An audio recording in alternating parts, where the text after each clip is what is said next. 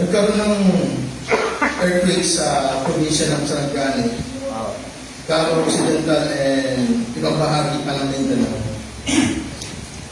na nagresulta ng maraming casualties, injuries, and even missing citizens, and yung destruction of properties last November 17, 2023. At ang magnitude ng earthquake ay 6.8. So, hindi lang sa atin, marami lang sa ibang bansa. So, kaya na-alarma ang iba natin mambabatas sa pamagitan ni Erwin Tulfo, House Deputy Majority Leader Erwin Tulfo, led the filing of a resolution number 1476 to conduct an inquiry on the standard of public structure and public works to withstand earthquakes and other disasters last November 25, 2023. Galing kami ng Binondo, Chinatown. Nasa Tumaskipin kami sa Ongpin. Pag tiningala mo yung mga bagong building, parang hindi sapat yung tumingala ka. Kailangan mo humiga para makita mo lahat. Sobrang taas. Tapos nang bumaybay kami ng Manila Bay sa Baywalk, Dolomites and Manila Zoo. Titignan ko yung mga building. Kasi na napag-aralan namin kung gaano kataas ang building. Ganon din ang pundasyon na nag-aaral kami sa Cubao. Tinitingnan namin mga ginagawang building. Bali yung pinaka-heavy equipment, yung mga payloader, yung mga backhoe, pag tinignan mo sa baba, ang liit. Ibig sabihin, gano'ng palalim yun, kaya gano'ng mataas ang itatayong building. So ngayon, inaano ni Erwin Tulfo yung building code. Kasi isa sa mga dahilan kung bakit umabagsak ang building, subcontract materials, and hindi tunay na engineer ang nagbigay ng blueprint. Kaya ngayon mo, ito sa Victoria, mayroong panahon ng earthquake doon, mayroong building doon na tumungo at sumandal sa isa pang building. So, sa bandang 168 yata yun. No? So, yun po yung isa sa mga malaking alarma o banta sa atin. Lalo na yung sinasabi nga, the big one. So, hindi nawawala yung the big one ngayon. So, every time na magkakaroon ng earthquake, babalik ulit sa the big one. Kasi tayo po ay may banta. Hindi lang dito kasi ibang bansa. So, imagine mo, pag ikaw ang nakaranas ng earthquake at hindi ka sure kung saan ang pundasyon na matibay. So, kadalasan ang pwesto ng mga pag-aral, doon ka didikit sa poste o malapit sa elevator. Kasi ang elevator pala, buhos pala siya. Magmula pa ba hanggang taas, buhos yan. Siya ang pinakamagandang, pinakamatibay na parte ng isang building, yung elevator. So sabi nga, magandang reminder sa atin to not be confident in present condition of every structures.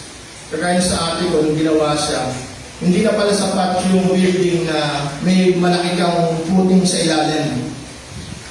Ang building code ngayon, kailangan kung paano mo ginawa yung mga biga, nakabit-kabit, ganyan din doon sa ilalim. Magkakabit din siya, hindi yung nakatusok lang at may malaking footing buhos. Hindi na sapat yun sa lakas ng mga earthquake.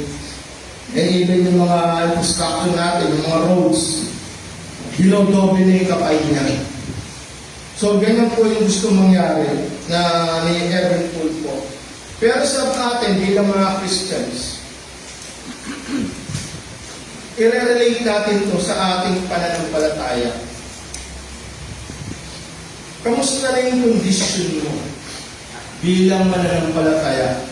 Bilang nagsasabing na ikaw ay Kristiyano, professing Christian. Kamusta yung integrity?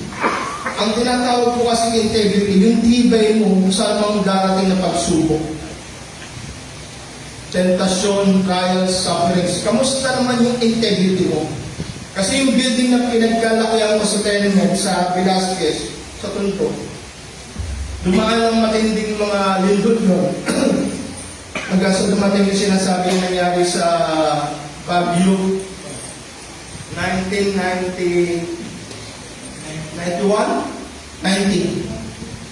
Doon na siya kinundem. Kaya nalipat kami ng DASMA, 1991. Formally 1992 kasi ginawa yung bahay ito. Because kinundem. So, ibig sabihin, yung integrity niya, wala nang mababa na. Ngayon sa atin, i-relate natin ito sa ating pananampalataya. Kamusta yung pananampalataya? Kasi may nabasa ako, parang okay lang sa kanya yung mga pasok lang sa simbahan as a member. Pero after that, petik-petik na siya. Parang pumunta lang, parang pumasok lang sa isang club. Successful na siya. And after that, pawas-was na. And even sinasabing Christians, kamusta yung kalagayan mo? Lalo na sa ibang turo ngayon na maraming pandaraya. Maraming panluloko ngayon na ibabalik ka sa dati mong kagalagayan na minamahal mo yung mundo na ginagalawan mo. Nawala yung sentro mo o focus mo kay Kristo dahil sa iba't ibang klaseng turo at temptation na inaanap ng mundo na to. Karamihan, kadalasan, pumupunta lang na simbahan para lang magpa-attendance. But the message, hindi bumabaon. Pumapasok sa kabilang tenga, lalabas sa kabilang tenga. At pagpapakita pa na sinasabi niya, hindi siya lumalago kasi hindi siya dumarating sa kalagayan na nag-iisip na siya about truth and error. At yung sinasabi niya, nagpapalalim ng ugat. Gaya ng building na kung gano'n sa kataas nila kung yan ay 20 o 40 floor, dapat gano'n din ang kanyang lalim na pundasyon sa ilalim. Kaya ang ating pag-aaralan ngayon, patungkol sa pananampalataya. At ang ating tekstong pag-aaralan ngayon, isang warning para sa ilan o marami na nagsasabing siya'y mananampalataya, pero hindi kinakakitaan ng paglago. Warning, preparation, and discipline are very important to us. And let this message be a warning to us for us to have preparation and discipline, unlike the 5 foolish virgins of the parable of 10 virgins. Sa Matthew 25, verses 1 to 13. So, itinuturo dito na ang mga tunay na mananampalataya, far-sighted siya. Nung hinihintay nila si Kristo, ang nag-stay lang ay yung wise 5 virgins. Kasi sila po ay kargado, hindi lang ng lampara, pati ng langis, extra langis, para pag dumating yung group, nandun yung pagsindila at pagsalubong. Pero yung 5 na foolish virgins, lampara lang ang dala nila. Nagtagal yung pagdating ng group, wala na silang sindi. Kaya humingi sila ng langis doon sa mga wise. Pero sabi nila, hindi magiging enough kung ibibigay ko sa ito. Pare-paras tayong diyaabot. So, ano ibig sabihin nito? Yung preparation, yung discipline, wala doon sa 5 na hangal. Sila yung mga professing believers na nearsighted. compare sa true believer na far-sighted. They only live by sight. Reactive lang sila. Pero hindi sila kagaya ng lima na mga matatalino na sila po ay advanced mag-isip. So kaya ngayon pumapasok sa ating tema, yung tinatawag na, can salvation be lost? Nawawala nga ba ang kaligtasan? Kasi sa 5 foolish virgin at yung 5 wise virgin, yung 5 foolish virgin, punta sila sa impyerno. True believer nga ba yun? O professing Christians lang, kaya sila ay punta sa impyerno. Pero laging tanong, can salvation be lost? Nawawala nga ba ang kaligtasan? Kasi mga nagtuturo ng eternal security, once saved, always saved, puro ng mga hybrid Calvinist. Pero yung mga Reformed Calvinist, tinuturo yung perseverance of the saints. Kasi sabi nila, ang salvation is a gift, is the gift of God. Tinuturo sa Romans 11:29. So dapat ang gift na yun, irrevocable. Hindi siya binabawi. Pero sabi, yung iba nagtuturo, tinatanong nila, nawawala nga ba ang kaligtasan? At tinuturo rin sa atin yung preservation of the saints. John chapter 10, verses 27 to 29, Romans chapter 8, verse 35, 38, and 39, and even Philippians chapter 1, verse 6. So sinasabi sa umpisa hanggang dulo. And even 1 Peter chapter 1, verse 4 to 5. So makita mo yung sinasabi ng preservation of the saints. Mismo si Jesus Christ sa John chapter 6 tinuturo hanggang sa muli niyang pagbabalik. During resurrection ng saints, siya ay guarantee na maaabutan ni Kristo hanggang sa muli niyang pagbabalik. Pero paano nga yung salvation be lost? Ang pumapesa sa mga salvation can be lost, sila po yung mga nagtuturo ng mga teksto na to. Na sinasabing ganong teksto na to, ang salvation nawawala. At ang ating pag-aaralan ngayon, kung nawawala nga ba ang salvation, na tinuturo nga ba ito ng Hebrews chapter 6 verses 1 to 8.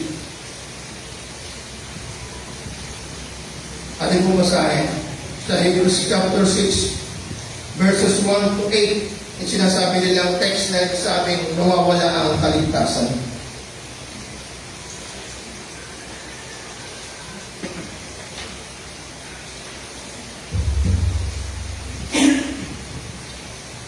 Therefore, let us leave the elementary doctrine of Christ and go on to maturity, not laying again a foundation of repentance from dead works and of faith toward God, and of discussion about washings, the laying on of hands, the resurrection of the dead, and eternal judgment. And this will do if God permits. For it is impossible in the case of those who have once been enlightened, who have tasted the heavenly gift, and have shared in the Holy Spirit, and have tasted the goodness of the Word of God, and the power of the age to come, and then have fallen away, to restore them again to repentance, since they are crucifying once again the Son of God to their own harm, and holding him up to contempt. For the land that has drunk the rain that often falls on it and produces a crop useful to those for whose sake it is cultivated, receives a blessing from God. But if it bears thorns and thistles, it is worthless and near to being cursed, and its end is to be burned.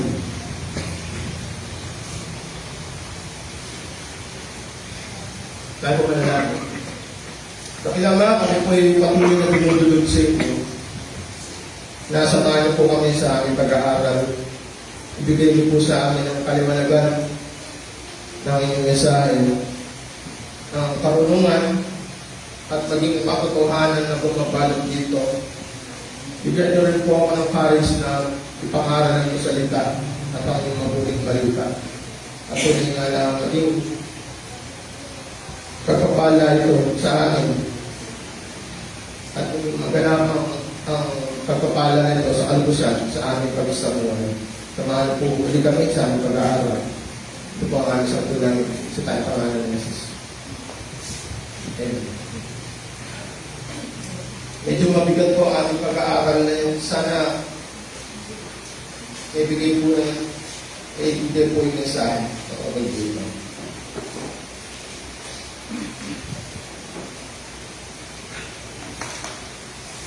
Marami po nagsasabi at naniniwala na yung babala na ito ay patungkol sa mga Christians. Maraming mga interpreters na makahawak ng passage na to na nagtuturo daw ito ng salvation can be lost. However, if this interpretation were true, the passage would also teach once lost, salvation could never be regained. Kanino ba kayo nakakarinig ng mga salvation ay nawawala?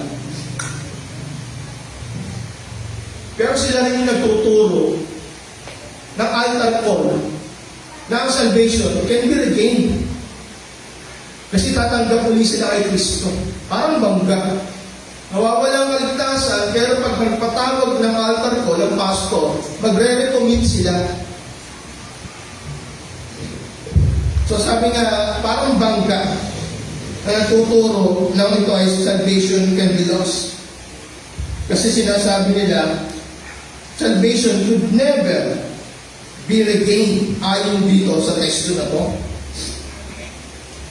There will be no going back and forth, in and out of grace. But Christians are not being addressed, and it is the opportunity for receiving salvation, and not salvation itself can be lost. So makita natin, kadalasan ng problema na magkabaglag doktrina, hindi dahil ang salita ng Diyos ay nagbabangga. Ang author po ng Bible, iisa lang, ang Diyos, dahil salita nito.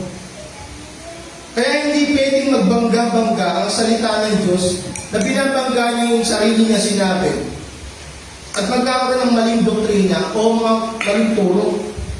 Kadalasan po ang nagiging problema, interpretation.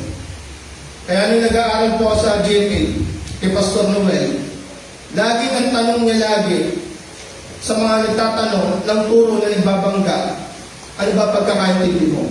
Kung eto pagkakaintindi mo rito, ano naman ang pagkakaintindi mo rito sa teksto na to? So, ibig sabihin, ang tamang pag-rebat sa mga malituro, context. Kasi hindi ka pwede magsintas-sintas lang para si Elo Soriano. Ang Diyos ay may puwet kasi umupo sa trono. Ang Diyos ay hindi pa alam ang nasa isip mo hanggat hindi yan pumapasok sa isip mo. Hindi pa alam ng Diyos yan. Ganun yung mga turo ng mga sitas na sitas. Pero dito, ang tinuturo ng mga report ayon sa context. So, ang daming tinuturo about sa salvation na hindi nawawala, nandun yung preservation ng saints, nandun yung perseverance of the saints, nandun yung security and assurance ng salvation. Paano lumalabas yung mga ganitong teksto, nakatayuan ng mga passage na nawawala ang kaligtasan? Alam niyo ba na pumasok ako sa pagiging manampalataya? Isa sa pinakamatibay na pundasyon ko nung natutunan ko na ang kaligtasan hindi nawawala. Dahil pag ikaw ay tumayo sa katuruan na to, lagi kang kinakabahan sa pananampalataya mo. Wala kang matiyakan. Restless ang isip mo. Pero nung natutunan ko ang kaligtasan, hindi nawawala. Kasi ang kaligtasan ay galing sa taas. Hindi mo sariling inisyatibo. Yan ay sa pamagitan ng banal na Espiritu. Hindi mo alam kung kailan nagsimula, pero nararanasan mo yung pagiging ibang tao mo. At ang pagiging ibang tao mo, patuloy na lumalago, at habang lumalago ka, lalo kang tumitibay. Ganyan po yung building. Mas matibay ang pundasyon, mas matibay sa darating na earthquake. Malalaman dyan kung sino ang mahina, babagsak ang mahina. Ganyan din po ang mga Kristiyano. Dahil marami akong dinaanan na trials, bumabalik lang ako sa Word of God. Pero yung walang Word of God, mawawala ka sa iglesia. May kinahihirasan ka ang tao sa loob ng iglesia, lalabas ka. Meron kang ayaw na sistema, lalabas ka. Ang problema, yung pupuntahan mo, isa ka rin magiging problema nila. Kasi mismo sa sarili mo, hindi mo makita yung diferensya. Hindi sa iglesia, sa kapwa mananampalataya, ang problema, sarili mo. Kasi bawat isa po sa atin, accountable sa bawat isa. Hindi ka pwede pumunta kay Eva at Adan at sa ahas na magtuturo ka ng iba dahil sa kasalanan mo. Pagharap mo kay Kristo, walang ibang responsable at accountable sa pananampalataya mo kundi ikaw lang. Hindi ka pwede man po. So ano ibig sabihin no? One interpretation holds that this passage is written not about Christians but who have not placed their faith in Jesus Christ as Lord and Savior. They are intellectually persuaded. Sino po nakakala ng notisya? Yung 3 elements ng faith. Intellectually persuaded. Tinanggap nila, ayon sa kanilang isip, tinanggap nila. Tinanggap nila yung knowledge. Notisya is knowledge of the past. But spiritually uncommitted. Fiducia. Spiritually uncommitted. Fiducia. Ibig sabihin, nasa bibig lang, nominal. Pero yung fiducia, yung trust of the past. Hindi sa pumasok doon. Sabi ni John MacArthur, nag-quote siya about dito, and my heart is very deeply concerned over the reality that some of you have been coming, and you've been coming, and you've been listening, and you've been hearing the messages, and may even believing that it is true, but you've never really come to Jesus Christ. Marami po akong nakasamang tao sa iglesia. Matagal na lang tinanggap ang gospel ng katotohanan. Catholic siya. Pero hindi sa mga pagbautismo. Sabi ko, tinanong ko, ang tagal mo na. Nag-aaral ka, nakipanggang sa iyong mga tinuturo, alam mo yung gospel. Pero bakit hindi ka pa nagpapabautismo? Hindi ka pa pumapasok sa covenantal? Alam mo, sagot niya, yung pamilya niya at mga kamag-anak niya kalululudohan.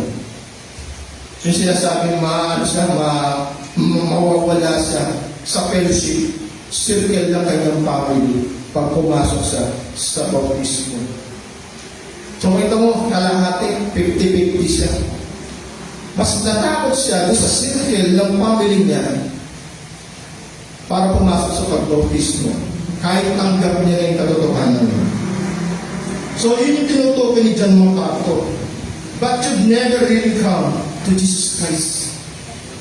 Sila yung mga sabing, even natutunan, narinig ang mensahe, and even, maybe, even believing that it is true. But hindi talaga sila nag-surrender kay Jesus Christ. Napakalang diferensya ko. Kaya pag nagtuturo kami ng pananampalataya, napakalinaw ng tatlong elemento. Noticia, knowledge of the past. Tapos, yung ascensus, accepting the past. So, iba, umabot ang gandun lang. Pero yung pangatlo, yung fiducia, yung sinasabi ng trust about the past. Diyan po yung iba na sinasabing nominal and professing Christians.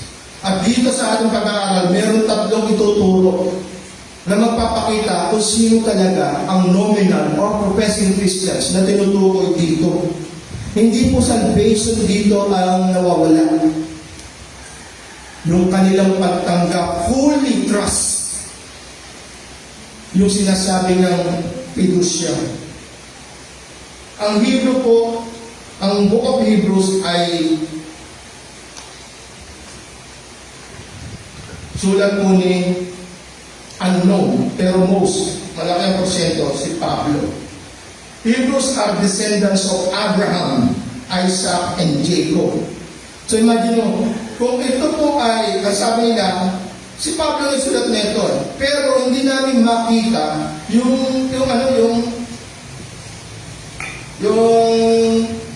template ng kanyang epistles kung paano niya ito sinusulat. Ang layo sa sulat niya sa Hebrews. Hindi namin makita dito.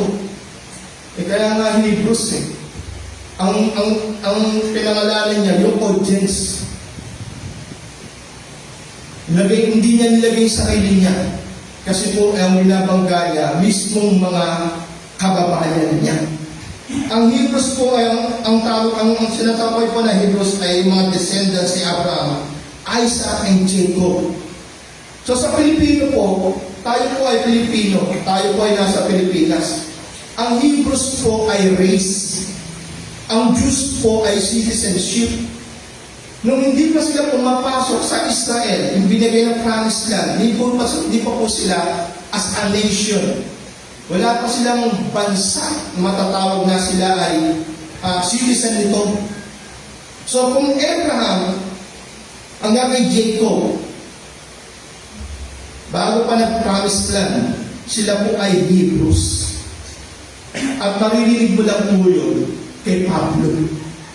Hebreo ko ng mga Hebreo.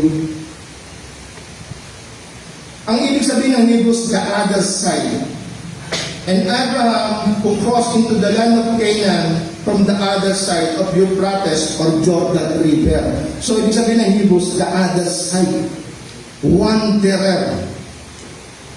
At ang Book of Hebrews ay may dalawang primary purpose: to encourage Christians in good faith and to warn them not to abandon their faith in Christ. So, yun po sinasabi sa chapter 2, verses 1 to 3 na drifting away. At marami pang verses na pinag-aralan ko sa chapter 3, verses 12 to 19, chapter 5, verse 11 to chapter 6, verse 12. So, puro warning po yan. Chapter 10, verse 26 to 31, and chapter 12, verses 1 to 29. So may kamong in-encourage yung faith ng mga Christians at binawagi nga na binibigyan din sila ng babala na to abandon their faith. Kasi ang alaman po dito ng mga Kristiyano dito, yung mismong mga kamag-anak, kababayan, kabarangay, lahat ng faith, yun po yung kalaban nila rito. Kaya pag ikaw ay Christian na nagsasabi, tapos parehas kayo ng struggle, yung kamag-anak mo, yung karelasyon mo, kaibigan mo, kaopisina mo, kasama ka rito sa winang-wakingan. Kasi pwede dumating na i-abandon mo yung faith. The author of Hebrews is speaking to the unsaved who have heard the truth and even acknowledged it, but who have hesitated to embrace Christ. So So lagi ko sinasabi rito, ang libro po, dalawa po rito, malalaman mo ang pagkakaiba ng tunay na mananampalataya at nagsasabing siya ay mananampalataya. Yung true believer saka professing believer, hinahati po dito ng author ng book ng Hebrew. Yung sinasabi nga sa Hebrew chapter, yung panaghahati yung kaluluwa sa espiritu, nandito yung pag-iiwalay dito. Pero mo, sa sobrang talig ng sword, kaya nang maghiwalay yung espiritu at kaluluwa.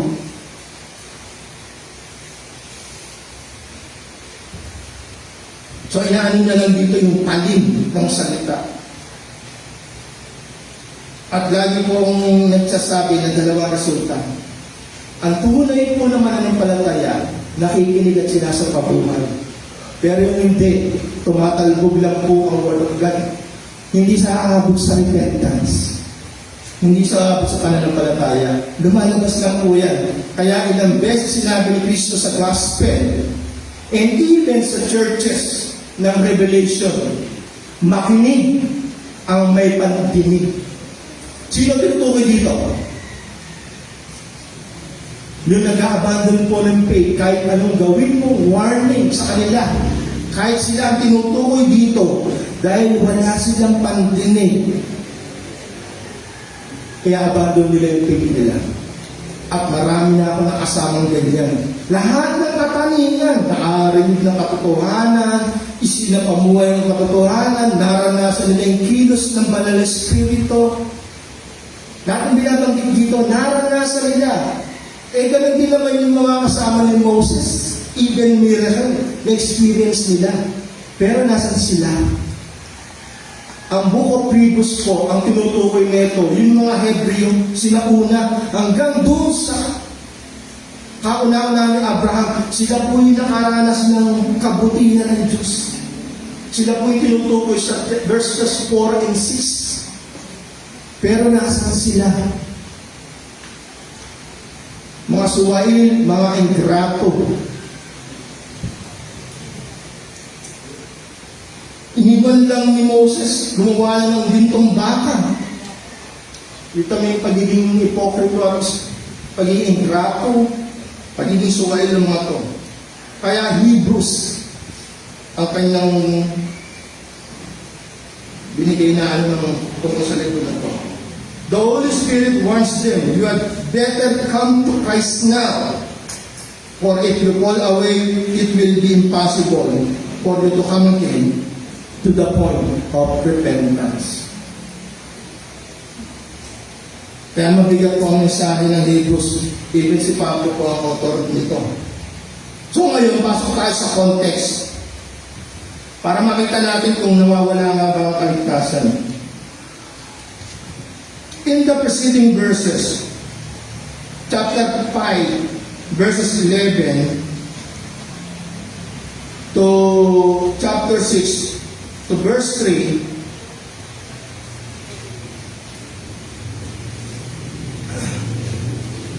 and the following verses, chapter 6 and verses 9 to 12, the writer used the first and second personal pronouns. So, sino po ang mahusay sa English? Iko-contextualize natin. Yung before and after ng verses. Ginagamit niya ay we and you. First and second personal pronouns. Tayo, ikaw. So, makita mo paano niya kinakausap.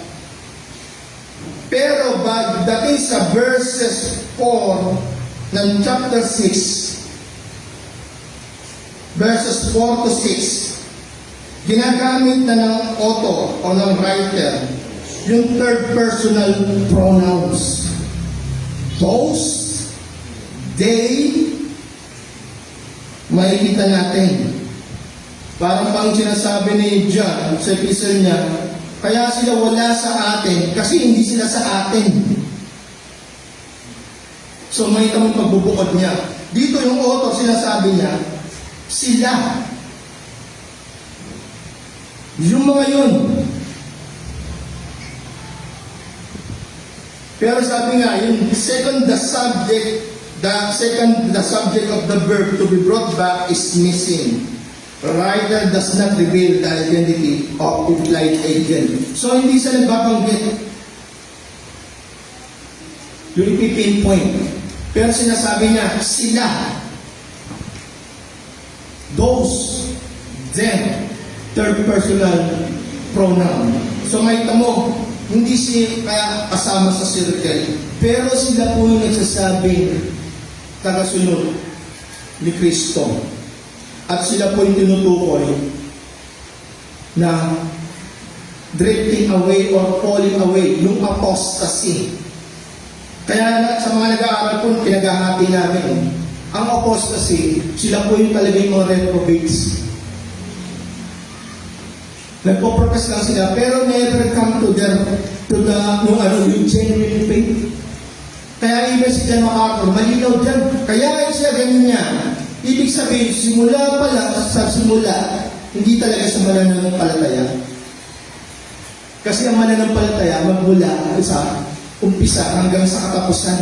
Author ang Diyos niyan. Si Kristo ang perfecter ng faith.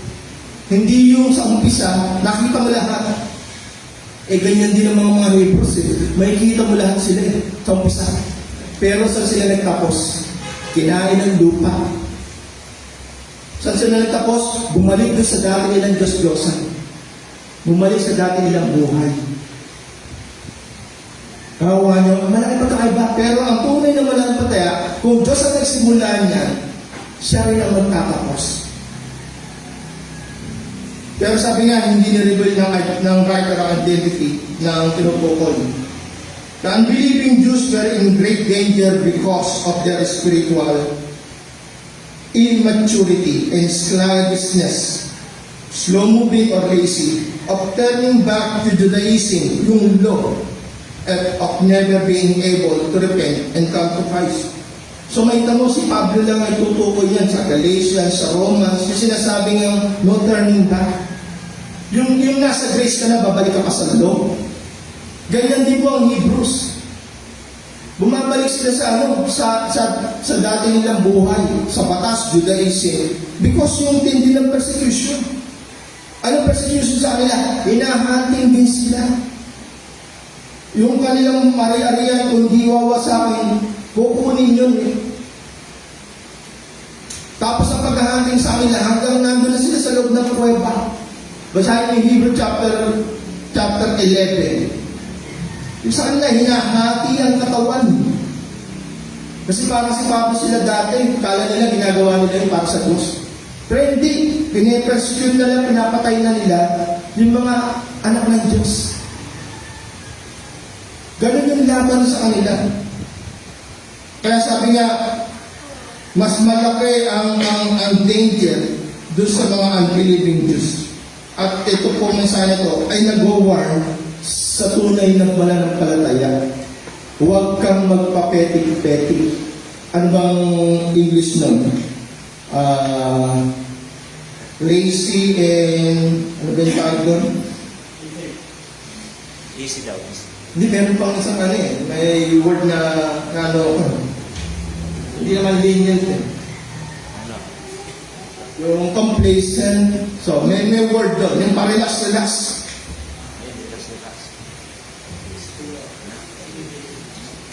So, ngayon ang ating teksto po ay patungkol sa neglecting the grace salvation. So, ito po yung warning, pero matingkad din sa Book of Hebrews kung gaano katindi, kalawak, katapila ang kaligtasan na meron ang mga taong nanampalataya kay Kristo at yung maabutan hanggang sa wakas. Kasi marami pong promises dyan. Hebrew chapter 12 and Hebrew chapter 11, mga promises na nagtiis hanggang sa huli, sa wakas. Ngayon, meron po tayong punto na tinutukoy dito sa ating teksto. At ang tatlong punto po na to, ito po yung nagpapakita ng pag-iwalay kung sino yung tunay at kung sino yung hindi. Unang punto, tinutukoy, unproductive. Ang professing nominal Christians, unproductive po siya. Pangalawa, siya po ay unfaithful. Impudent po siya. At ang pangatlo, siya po ay ungrateful. Tingnan natin sa umpisa. Verses 1 and 2.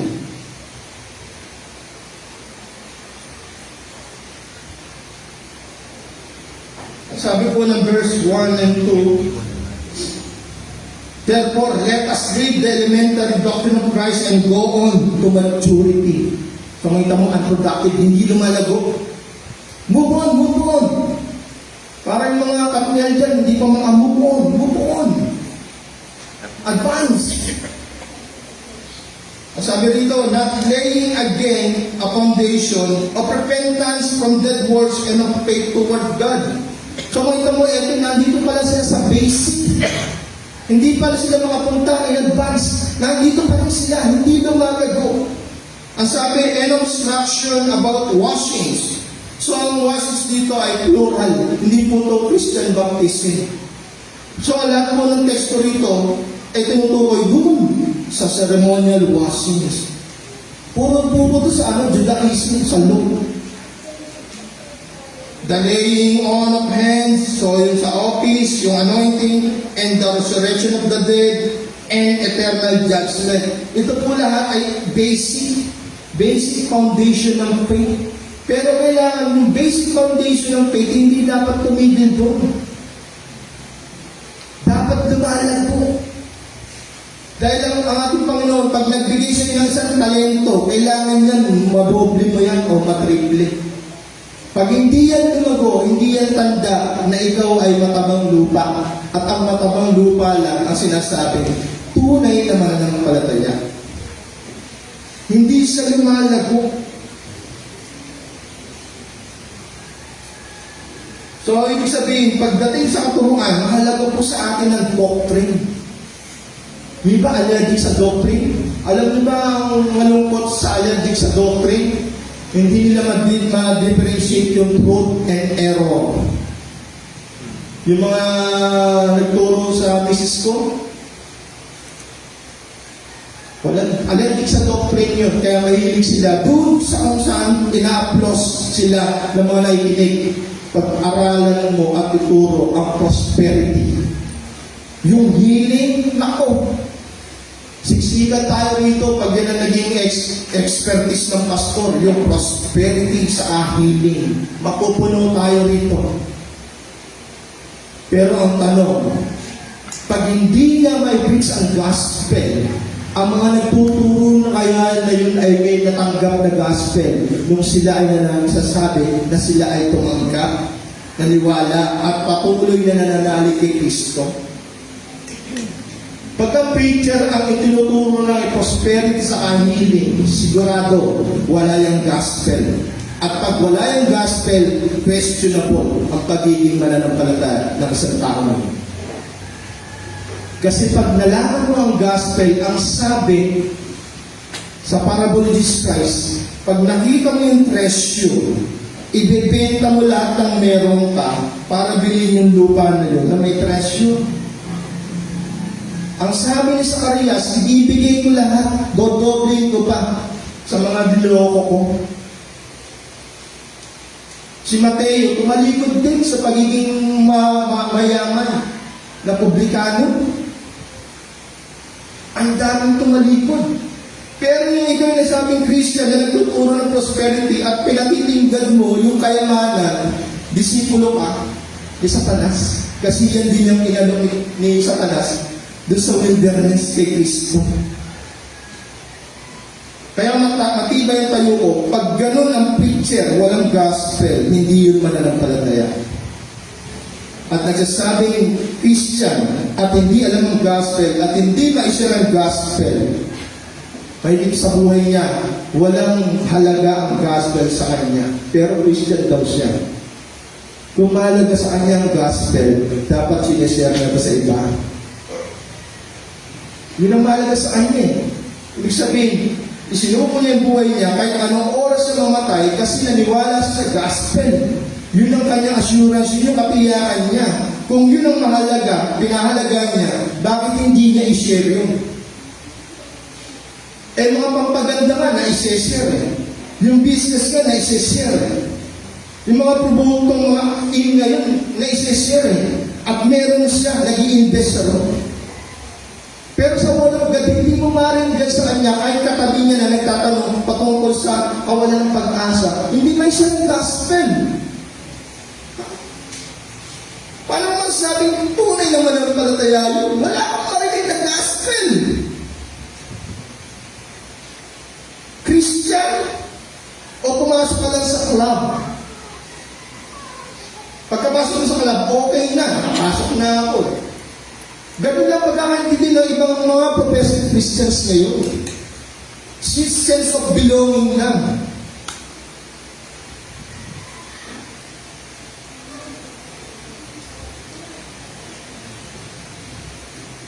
Tingnan yung parable of the soils. Other seeds fell on a good soil and produced a grain. Some 100-fold, some 60, some 30. Sabi sa Matthew chapter 13 verse 8. Parable of the soils. Ang matabang lupa, ang tunay na mananampalataya, lumalago. Ay ba, hanggang ngayon, 10 taon na siya parang mag-isa. Ni isa sa mga kamag-anak niya, wala siya naibibit. Wala siya naserang. Pero nandun sa Celestial Church, laging maaga. Pag umawi, umiiyak pa, pumapalang pa. Nakakatuwa.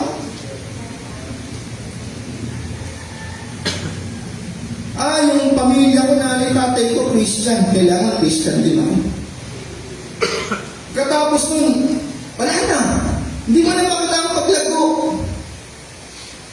Yung pagbabago ng buhay, ng pananaw, ang pinahalagaan pa rin niya, yung buhay niya meron din sa lupa at lahat ng pwede na maangkin.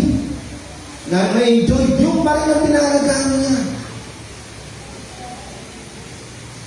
Sabi ko nga, nag-invest ba kayo sa libro? May library pa kayo sa bahay? Pag umaawit pa kayo sa simbahan, dama nyo yung pasasalamat sa Diyos. Dahil sa mga natatanggap mo na meron ka, o itinutuloy mo lang yan ng common grace. Kung ano yung tinalim siya, hindi ka ma-differentiate yung special sa common grace. Kaya makita mo, hindi mamumutawi sa kanyang bibigyan pasasalamat. Pangkaraniwan lang sa kanya kung ano meron siya. Kasi masipag ako, nagtrabaho ako. Sabi ng parable of talents, Matthew chapter 25, verses 29, for to everyone was will more be given, and he will have an abundance, brought from the one who has not.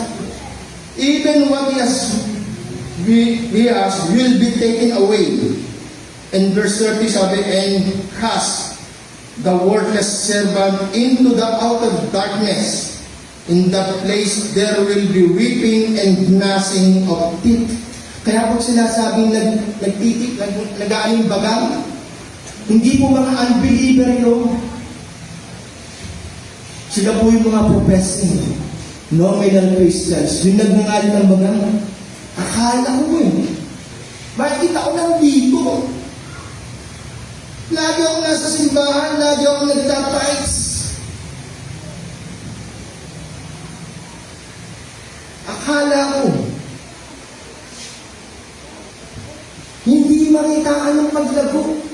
Kung ang pananampalataya ay galing sa Diyos, lumalago po yan. Dapat ngayon nagsishare ka na ng gospel, nagtuturo ka na. Pero nasan ka ngayon? Libang na libang ka sa mundo mong ginagalawan.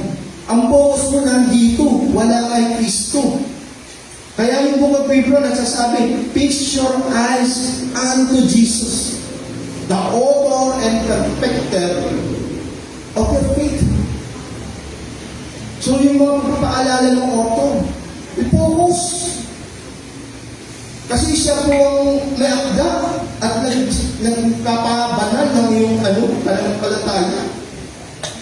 Pag nawala yung tingin mo dyan, drifting away ka na. Para ka ng bangka na nakalag yung tali dun sa kawayan. Mapupunta ka na kung saan. Mawawala ka na. Yun yung apostasy. Pero sabi nga, pagdating kay Kristo, bata pala si Kristo ayon sa Luke chapter 2 verse 52, and Jesus increased in wisdom and in stature and in favor with God and man. Makita mo yung na-please niya, yung mga taong nakapaligid sa Kanya, ang Diyos at ang mga taong nakapaligid sa Kanya. In favor with God and man. At sabi, increase in wisdom. Kaya sabi ko, bakit ako, meron ka bang library sa bahay? O marami kang gadgets? Makikita mo ang tunay na Christians, lumalago sa wisdom. Si Kristo yun, sa umpisa pa lang. Sabi sa 2 Peter chapter 3 verse 17 to 18, you therefore, beloved, knowing this beforehand, take care that you are not carried away with the error of lawless people, and lose your own stability. And that's, tinutukoy niya, integrity. And sabi sa verse 18, but grow in the grace and knowledge of our Lord and His Savior Jesus Christ. To Him be the glory both now and to the day of eternity. Amen. So makita mo, ang knowledge na sinasabi, lumago ka sa knowledge kasi para hindi ka ma-carried away.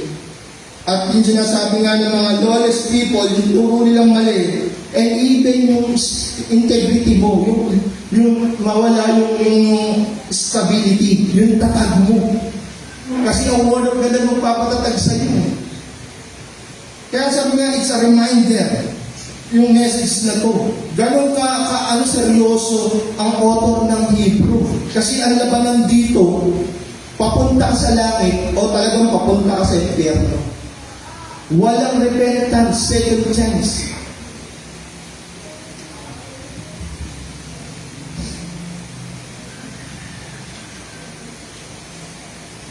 So yun yung bilang naman sa atin. Maging deeply rooted tayo sa ating Panginoon. Aral, basa, aral. Alam mo sa isang klase, pag ikaw ang naging teacher, alam mo sa mga estudyante mo kung sino gumawa ng assignment, kung sino nagbasa at hindi nag-aral. Ang tingin niya, sa tingin pa lang makikita mo kung sino nag-aral at hindi.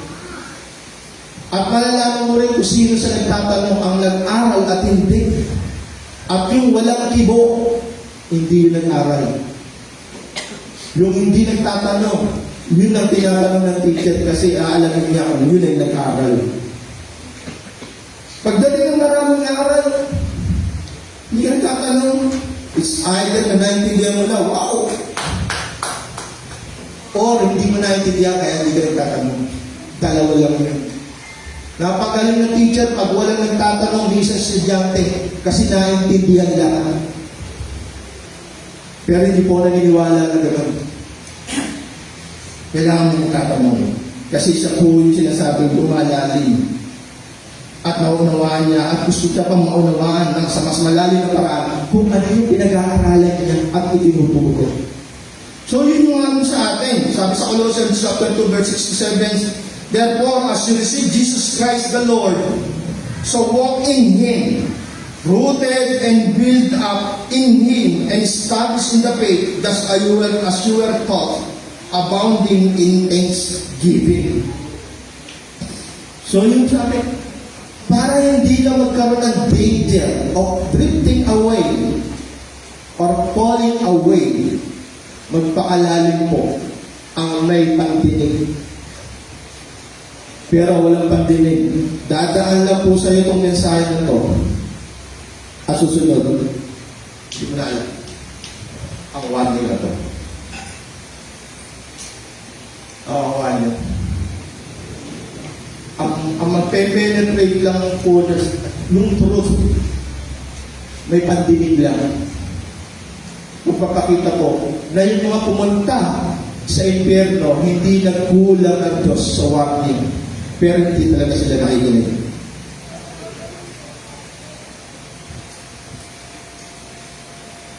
Pangalawang punto, napansin po natin,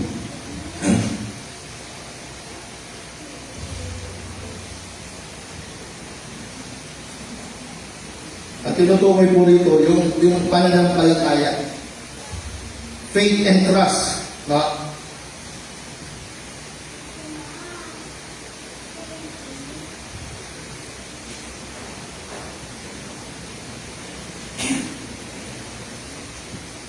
So, ang pangalawang punto po ay patutungkol sa pagiging unfaithful, infidelity, or disobedience. Sa tinutukoy po sa verses 4 to 7, those, them.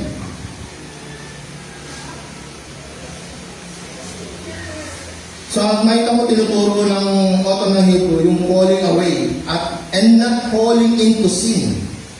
Magkaiba po yung falling into sin and falling away. Ang falling away po, yung pagtalikod sa pananampalataya. Ang falling into sin, yung pagkakasala mismo. Pero ang tinutukoy dito, yung pagtalikod sa pananampalataya. Gaya po ni Judas, siya po ay tumalikod kay Kristo at never nang bumalik. Pero si Peter po, fell into sin, but soon afterward, saw the resurrected Christ. So makita mo sa verse 4 to 6, those then na tinutukoy ng third person, sila po yung mga tumalikod kay Kristo. Hindi po nawawala salvation dyan, dahil sumulat sa pool, wala silang salvation. Kaya sinasabi sa verse 6, falling away. Falling away is a willful or deliberate sin, culpable negligence, severe unfaithfulness, severe description of rejection. With full revelation, they denied the truth, even concluding the opposite of the truth about Christ.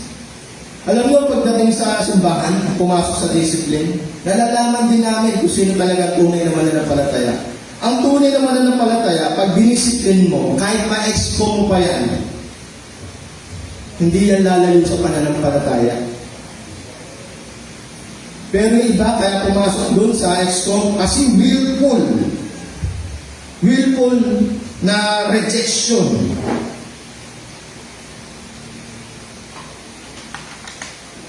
They denied the truth.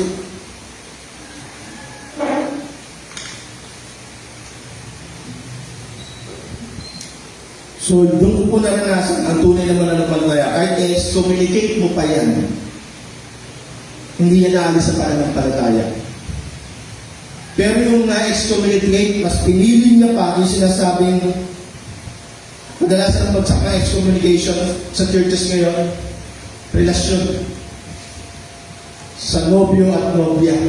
Mas pinili niya ma-excommunicate para patuloy sila ng relasyon ng unbeliever. Kasi pupunta rin naman sa second church. Tanggapin din naman siya. Pero yung na-excommunicate na tunay naman ang palataya, gagawin niya ang nararapat para ituwid. Paano itutuwid? Hindi ka talaga mananampalataya, hihiwalayan kita. Ganun po ang pagkakaiba ng dalawa. So, ayun sa John chapter 6, verse 46, yung mga tumalikod kay Kristo after itinuro yung pagkain ng laman at pag-inom ng dugo, tumalikod at di na mulang bumalik. Yun po yung mga tagasunod ni Kristo. Nung narinig yung doktrina na yun, yung intimate, full, exclusive relationship kay Jesus Christ, bumitaw.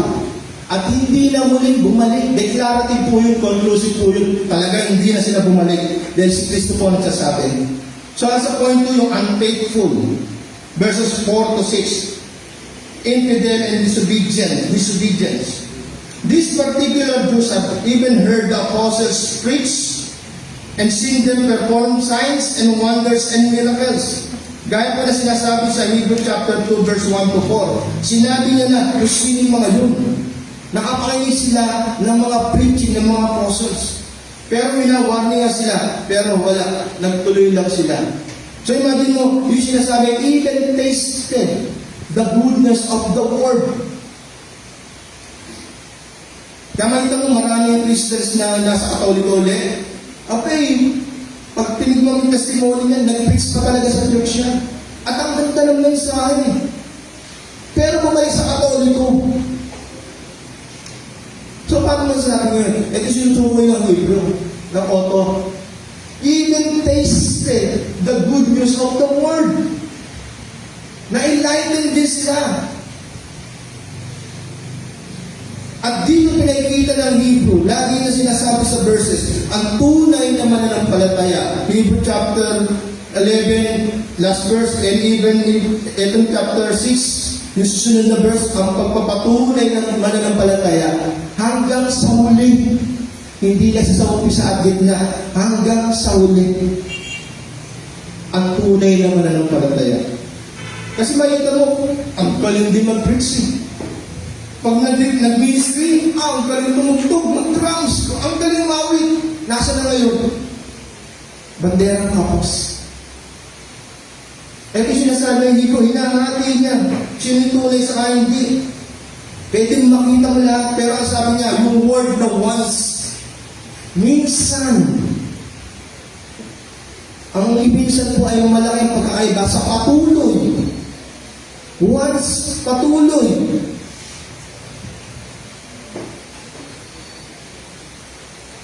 Tingnan natin. For it is impossible in the case of those who have been enlightened, ones who have been enlightened, naliwanagan. Ganun din po mga Hebreo sa panahon ni Moses, sa ni Abraham, ni Jacob, na Isaac. Kilala nila yung ano. Even na sasabi sila Shama, the Lord our God is one God. Pero hindi sa pagsasalita, pagpaprofess. Yung sinasabi nga hanggang sa huli, nagpapatuloy sa kabila ng maraming temptation at pagsubok. Hindi bumitaw. Yun ang tunay na mananampalataya. Ang sabi dito, who have tasted the heavenly gift. Naranasan na, nag-testimony pa yan eh. Ang dami na napakinggan ganyan, nag-testimony pa eh. Pero mabigat yan, karamihan ng testimony, puro material things. Pag yun ang lagi mong pinagpapasalamat, kita ka na kung sino ka. Material pa rin, hindi na bago. Ang sabi pa, and have shared in the Holy Spirit. Naranasan nila. Ang sabi pa, and have tasted the goodness of the Word of God and the powers of the age to come. So makita mo, those them. Pero ang sinasabi, halos makikita mo sa Christian. Pati yung ending, yung second coming, alam din nila. Dinidiscuss nila yan eh. Even sinasabing, tasted the goodness of the Word of God. Hebrew chapter, verses 4 to 6. Those them. At ang sabi, once. Minsan. Naranasan nila yun. Minsan nga lang. And then had fallen away to restore them again to repentance, to sin. Malabo na. Kasi ang repentance ay biyaya galing sa Diyos. Gift from God. Hindi yan nababawi. Ang salvation po irrevocable, hindi yan binabawi. Ganun din po ang repentance. Gift po yan. Hindi yan nawawala. Hindi yan binabawi. Kaya malabo silang magkaroon ng repentance again. Since they are crucifying once again the Son of God to their own harm and holding up to contempt. So makita mo, ilalagay ulit nila sa kahihingan. Yung severe na punishment ng Diyos sa isang mga kasalanan nangyari kay Kristo, ginagawa nila uli yung kahihingan na yun, yung contempt na yun, yung shame. Ganon sila yung pagdating sa pananampalataya, pagtalikod. Ang focus lang kasi nila, sarili nila. Hindi ang Diyos. Gusto mo na maligtasan? Siyempre naman. Gusto mo mapunta sa langit eh. Pero, kaya mo ibigay ang buhay mo sa Diyos. Sa kanan. Sa kanan. Kaya mong binibigay ang buhay mo sa paglilingkod sa Diyos. Sa kanan. Pero ang claim niya, heaven bound siya sa langit sa punta niya. Dahil tinanggap mo si Kristo.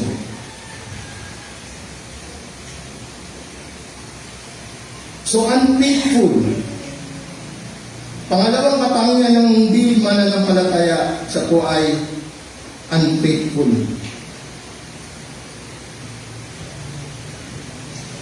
Siya po ay disobedient. O sinasabi nga, infidel. The author using the example of the Israelites had shown the process that results in apostasy. Gaya sinasabi sa Hebrew chapter 3 verse 16 to 19. And even chapter 4 ng Hebrew verses 6 and 11.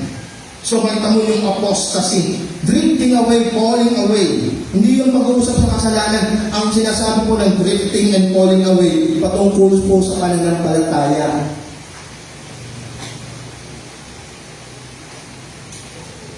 Ngayon bilang hamon po sa atin, dito sa sinasabing warning, sa tunay na mananampalataya, sa lang po yan, huwag kang bibigay. Di ba na bigyan mo sila, huwag ka lang bibigay. Generosity yung nabibigay, pero yung huwag kang bibigay, pananampalataya po tinutukoy. Bilang hamon, be steadfast, immovable, always abounding in works, for your labor is not in vain.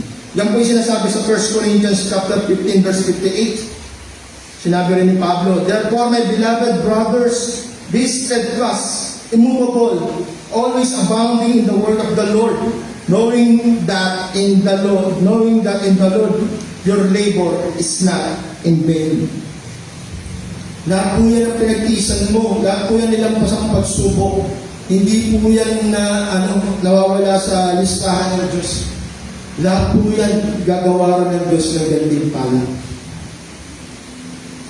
Lahat ng isinakripisyo mo, gagantin pala po ng Diyos yan. Yung para sa Kanya, pero yung para sa relasyon ng Diyos sa mundo, hindi po yung para sa Diyos. Pero kung lahat ng ginagawa mo para sa Diyos, yun po ay not in vain.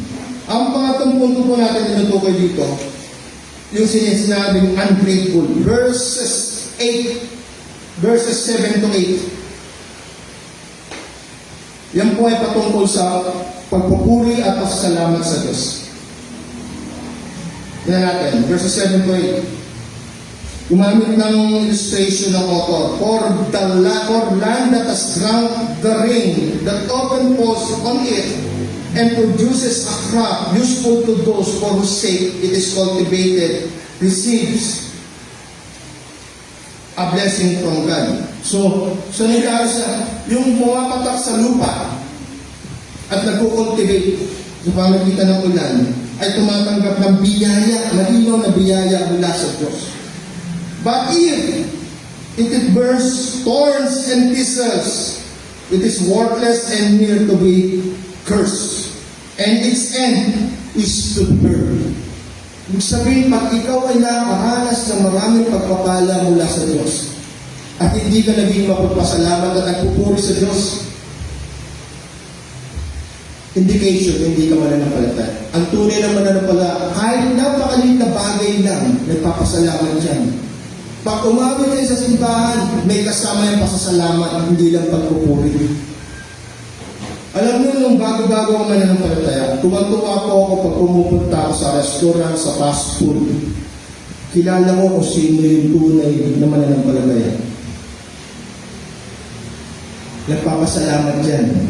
Pero pag ikaw ay professing Christians, hindi ka magpapasalamat kasi naiiyak sa ibang tao. Naiiyak ka. Na nagpe-pray ka pag kumakain.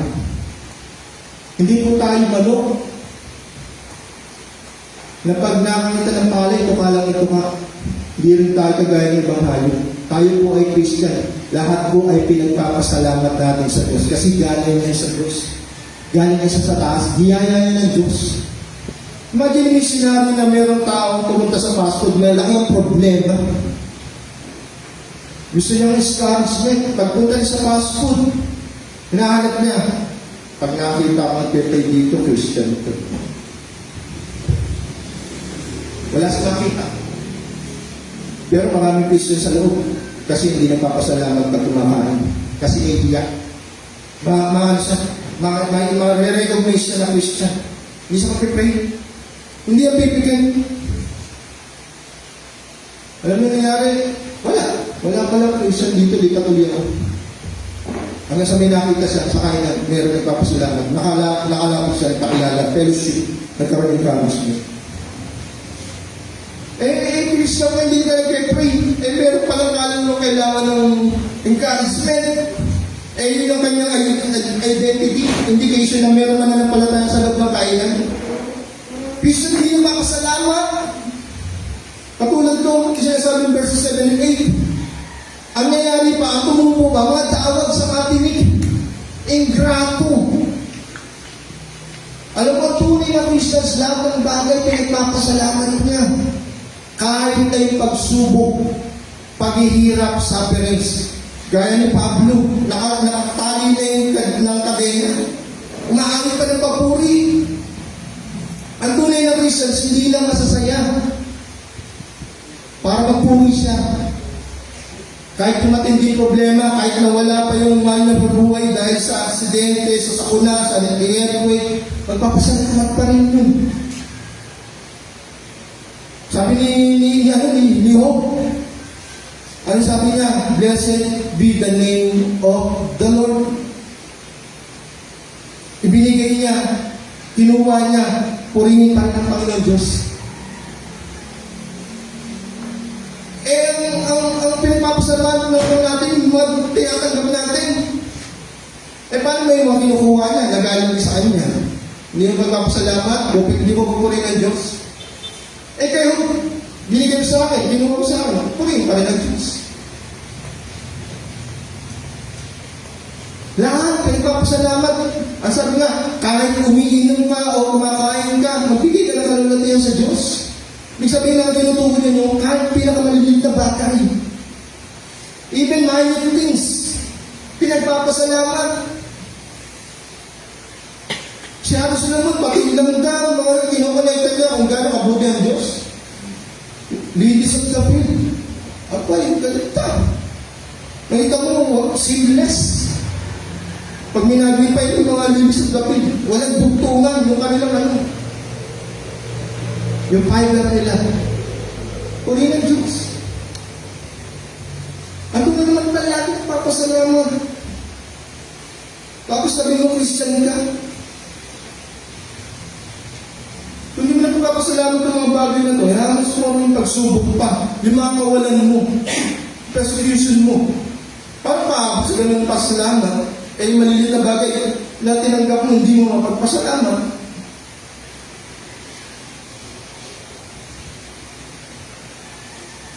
Doon nakikita ang tatlo na pagkakaiba ng mananampalataya at di mananampalataya. Unproductive, unfaithful, and ungrateful.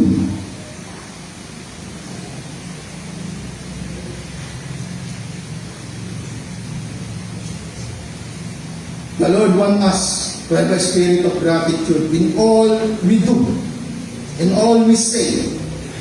When we are grateful, we will have greater happiness and satisfaction in our lives. Kaya makita mo si Pablo, meron o wala, kontento ko. Kasi lahat kaya niya ipagpasalamat sa Diyos. May labis, may kulang, salamat ka na sa Panginoon, kontento pa rin ako. Kasi nasa mind niya, pag nakikristo ka, kumpleto ka na.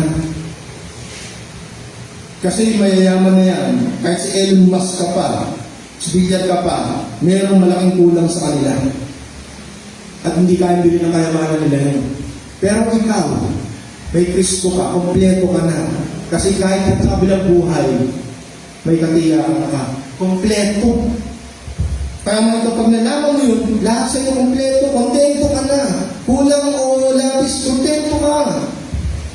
Pero doesn't mean sinasabi nga ng Galatian, yung law na, yung what is maturity, ibig sabihin, kontento ka na, pero maging progressive at productive ka pa rin sa kalagayan mo. Hindi sinasabi, hindi na nagtatrabaho, kaya sinasabi sa Thessalonica na hindi na naman nagtrabaho. Sabi, huwag pa kainin yan.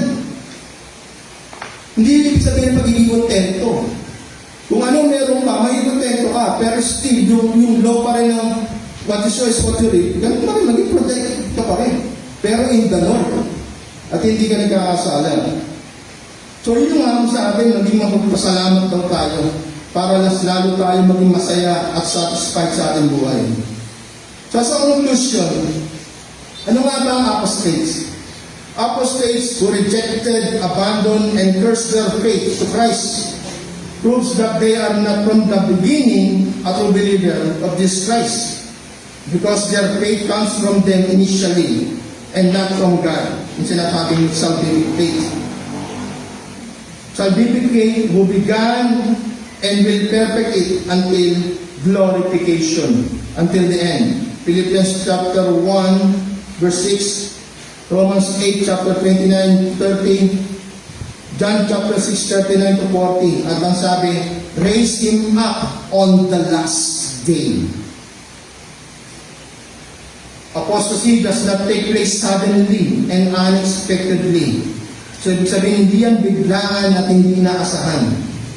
Rather, it's part of a gradual process, a decline that leads from unbelief to disobedience, to ungrateful to apostasy.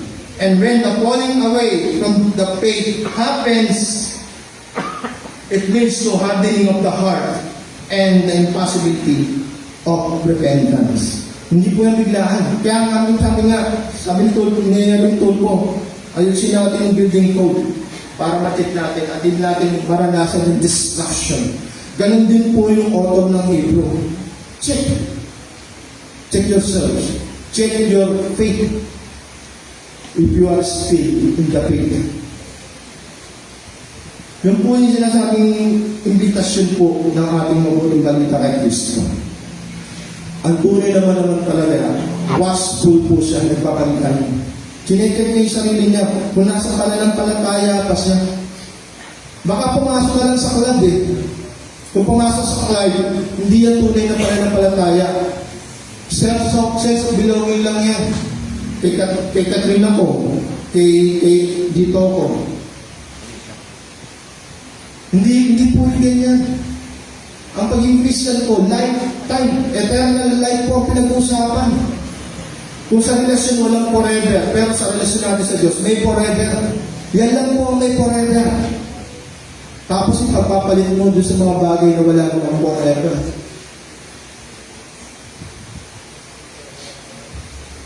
Sabi rito sa verses 9 to 12. So tingnan niya, nagsabi siya sa Hebrew chapter 6, sinabi niya sa susunod na verses.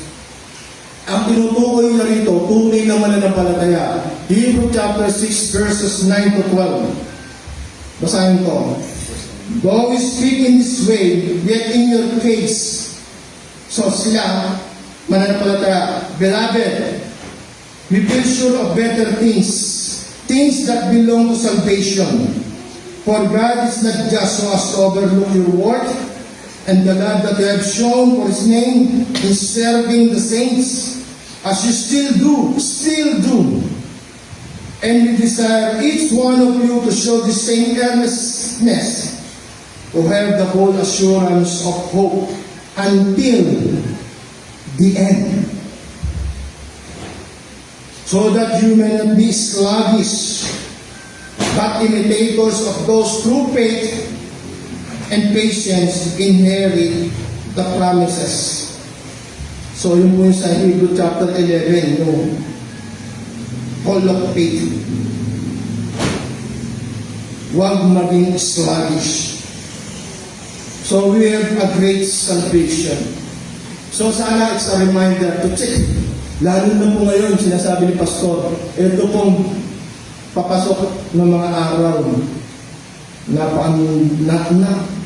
antaraya mundo na to, dilibangin kayo, iibayin ang atensyon ninyo, mapupunta uli sa mundo at yung material na dating kinahiligan mo, doon ulit papasok yung iyong pag-asa, pero yan po ay pandaraya. Kaya mo lumipas ang araw na to, maglabas sila, galing sila sa pera. Ikaw, itabi mo lang, itabi. Lilipas din yan. Pero sila, mama. Pero sa atin, iba ang investment natin. Iba ang investment mo. Ang investment mo saan? Sabi, huwag ka mag-iipok dito sa lupa. Maraming maninirang tanga.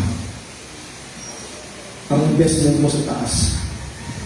Forever po yun. Hindi masisira. So meron po akong napiling kanta about sa Great Salvation. So Great Salvation. Pero bago po tayo kumawit, great na karede. Tago mo naman manalangin. Kakilang Ama, kami po ay patuloy ng papasalamat sa inyo sa araw na ito na tinutulong sa amin ang pag-iingat namin sa aming pananampalataya sa Great Salvation na pinag-gablaw na sa amin sa pamamagitan ng Kristo. At kung pinahayag ang aming pangailangan, ang biyaya mula kay Kristo para magbigyan po kami ng kakayahan para manatiling tapat sa mabuting balita ni Kristo hanggang sa muli niyang pagbabalik. Ang lahat po ay patuloy namin tinataas sa inyo ang tunay na